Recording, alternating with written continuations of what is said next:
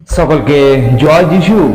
আর প্রত্যেকের জীবনে প্রভু যিশু সে শান্তি বর্তাক। আর মহান ঈশ্বরকে ধন্যবাদ জানাই যে আবার আপনাদের প্রত্যেকের সামনে আমাকে আসতে সাহায্য করেছেন তার সেই জীবন্ত বাক্য নিয়ে। তাই মহান ঈশ্বরকে জানাই ধন্যবাদ। চলুন তাহলে সেই শুরু করা যাক সেই আজকের প্রচার। আর আজকের যে প্রচারের বিষয়টা আমি নিয়ে এসেছি, সত্যি আপনি শুনলে অবাক হয়ে যাবেন যে এটা কেমন ভাবে সম্ভব। সত্যি যদি একজন ঈশ্বর না হন তাহলে এটা সম্ভব নয়। সত্যি আমরা অনেক অনেক রকম রাজার কাহিনী বা গল্প আমরা শুনেছি।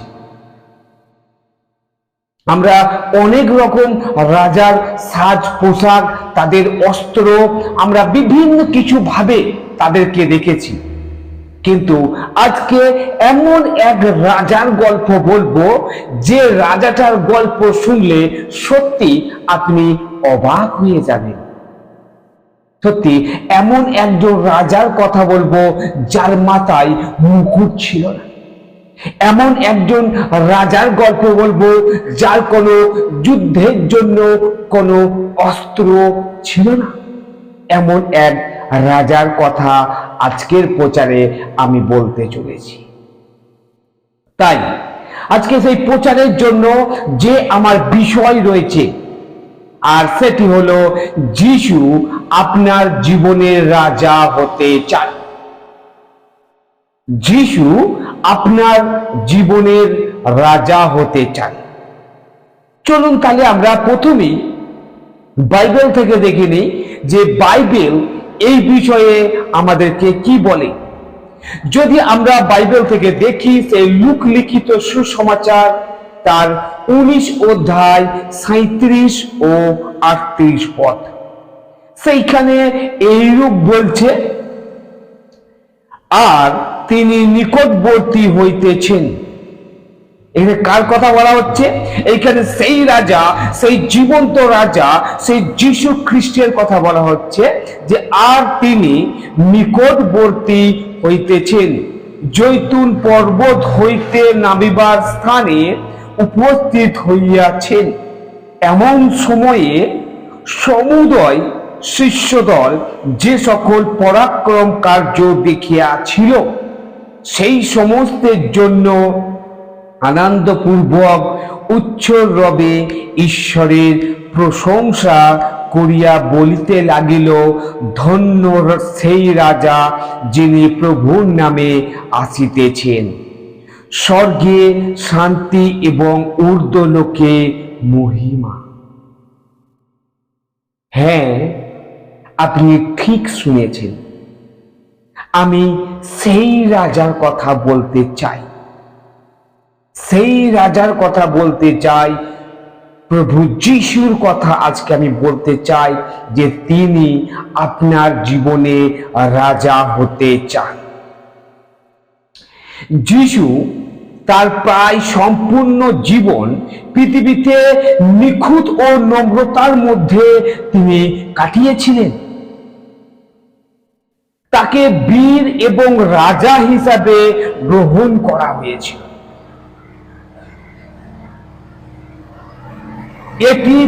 এটি দেখানোর জন্য যে তিনি ঈশ্বরের নিযুক্ত রাজা।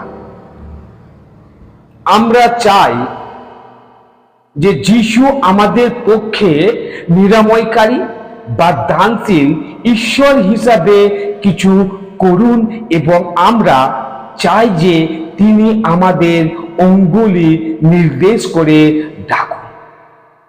যিশু নম্র হতে পারেন, কিন্তু তিনি একজন প্রকৃত রাজা। আমরা প্রত্যেকেই জানি, আমরা অনেক সিনেমার মধ্যে দিয়ে দেখেছি, অনেক নাটকের মধ্যে আমরা দেখেছি, অনেক গল্পের মধ্যে আমরা পড়েছি যে একটা রাজা তিনি রাজত্ব করেন তার সেনাবাহিনী নিয়ে, আর সমস্ত সেনাবাহিনীর দায়িত্ব সেই রাজা পালন করে। সত্যি এইখানে প্রভু যিশু আমাদের জীবনের রাজা, তিনি আমাদের জীবনের দায়িত্ব তিনি নিতে চান। তাই প্রথম আমার যে পয়েন্ট সেটি হলো যিশু হলেন রাজা।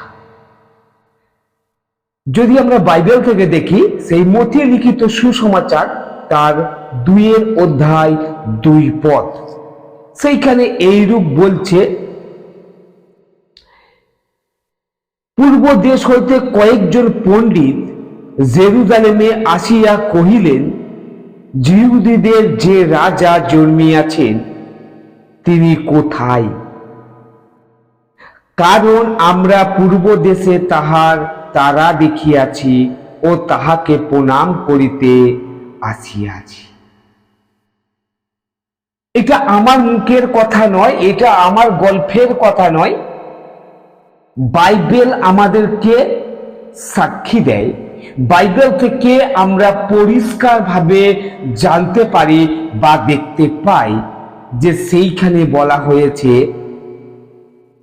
যে তিনি একজন রাজা। যিশুর জীবনের শুরুতেই সেই পণ্ডিতগণ হেরোদের কাছে এসে জিজ্ঞাসা করলেন যে তারা কোথায় ইহুদীদের রাজাকে পাবেন। আর তার জীবনের শেষ দিকে পিলাত তাকে জিজ্ঞাসা করেছিলেন, তুমি কি ইহুদীদের রাজা? যদি আমরা বাইবেল থেকে দেখি, সেই মথি লিখিত সুসমাচার তার 27 অধ্যায় 11 ও 12 পদে আমরা দেখতে পাই। সেইখানে এই রূপ বলছে, ইতিমধ্যে যিশুকে দেশাধ্যক্ষের সম্মুখে দাঁড় করান হইল। দেশাধ্যক্ষ তাকে জিজ্ঞাসা করিলেন, তুমি কি যিহুদীদের রাজা? যিশু তাহাকে কহিলেন, তুমি বলিলে। চিন্তা করুন, তাহলে যিশু কোনো একদিনের রাজা নয়, যিশু কোনো 1 মাসের রাজা নন, যিশু কোনো 1 বছরের রাজা নয়, যিশু কোনো 5 বছরের রাজা তিনি নন। যিশু আদি এবং অন্তের রাজা। তাই আমরা এখানে দেখতে পাই যে যিশু প্রথমে যখন তিনি জন্মেছেন তখনই তিনি রাজার সম্মান তিনি পেয়েছেন। সেই হেরোদের কাছে সেই পণ্ডিতগণেরা প্রথমেই তাকে জিজ্ঞাসা করেছিল যে আমরা রাজাকে কোথায় পাব। শুধু সেইখানেই শেষ নয়, যতদিন যিশু এই পৃথিবীতে তিনি ছিলেন, শেষ কালেও তিনি সেই রাজার সম্মানটি তিনি পেয়েছিলেন। আমরা সেটা দেখতে পেয়েছি মথি তার 27 অধ্যায় 11 ও 12 পদে, যে তুমি কি ইহুদীদের রাজা? যিশুও নিশ্চিত করেছিলেন তিনি সেই রাজা। দ্বিতীয় পয়েন্ট, একজনের অভিযোগের পরিবর্তন। খ্রিস্ট যদি রাজা হন তবে তিনি আমাদের সম্মান, আনুগত্য এবং বাধ্যতার যোগ্য। আমরা নিজেদের তার কর্তৃত্ব এবং ক্ষমতার অধীনে রেখেছি। যিশু যাই বলুন না কেন, আমরা তা করতে দৃঢ় প্রতিজ্ঞ। রাজ্যের লোকেরা রাজার ইচ্ছাতেই তাদের ইচ্ছা সমর্পণ করে। যিশু আমাদের বাধ্যতার যোগ্য। তৃতীয় পয়েন্ট, একজনের অগ্রাধিকারের পরিবর্তন। যদি আমরা বাইবেল থেকে দেখি, সেই মথি লিখিত সুসমাচার তার 6 অধ্যায় 24 থেকে 34 পদে আমরা পাই। মথি তার 6 অধ্যায় 24 থেকে 34 পদে আমরা পাই। সেখানে এইরূপ বলা হয়েছে যে কেহই 2 কর্তার দাসত্ব করিতে পারে না। কেউই দুই কর্তার দাসত্ব করিতে পারে না, কেননা সে হয়তো একজনকে দেশ করিবে আর একজনকে প্রেম করিবে, নয়তো একজনের প্রতি অনুরক্ত হইবে আর একজনকে তুচ্ছ করিবে। তোমরা ঈশ্বর এবং ধন উভয়ের দাসত্ব করিতে পারো না। আমরা যদি সেই শেষে যদি দেখি, বাকি আমি পাঠ করছি না, আপনারা সেটা দেখে নেবেন। বাকি যদি আমি পাঠ করি লাস্টে, অতএব কল্যকার নিমিত্তে ভাবিত হইও না, কেননা কল্য আপনার বিষয়ে আপনি ভাবিত হইতে দিনের কষ্ট দিনের জন্য যথেষ্ট। মানুষের মূল্যবোধের আসল পরীক্ষা হলো যে কিভাবে তারা তাদের সময় এবং অর্থ ব্যয় করে।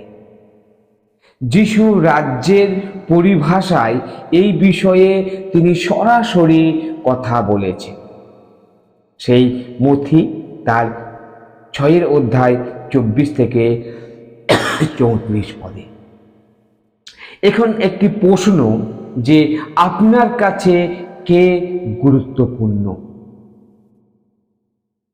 যিশু আমাদের জীবনে রাজা হতে চান এবং আমাদের যিশুকে অগ্রাধিকার দেওয়া উচিত। লাস্ট যে বিষয়টি বলতে চাই, আর সেটি হলো যে ফিলিপিও তার 3 অধ্যায় 10 ও 11 পদে আমরা সেটি পাই। ফিলিপিও তার 2 অধ্যায় 10 ও 11 পদ।